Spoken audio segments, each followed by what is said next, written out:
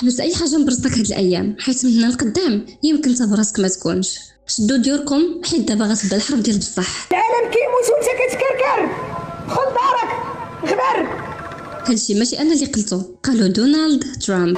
بدون سابق انذار اسرائيل غتهجم على ايران. في 28 فبراير 2026 اسرائيل والولايات المتحده هجمت هجوم عسكري واسع على ايران، خصوصا العاصمه طهران، مستهدفين مواقع عسكريه ومنشات نوويه حساسه. بعد فشل المفاوضات الدوليه باش يتوقف البرنامج النووي الايراني، ايران ردت فورا باطلاق صواريخ وطائرات مسيره على اهداف اسرائيليه وقواعد امريكيه. الجواب ديال ايران كان هو الهجوم على كل من قطر، البحرين، الامارات وحتى الكويت، مما ادى الى خسائر بشريه بينها مدنيون واطفال. الاحداث تطورت بسرعه والعالم كيراقب بقلق كبير، حيت كاين احتمال يوقع اتساع الصراع. حيت هكذا كتبدا اي حرب، بحال الحرب العالميه الاولى والثانيه، وغالبا هذه غتكون الثالثه. ايوا واش غادي نقول لكم، الله يحفظ مع الله يستر.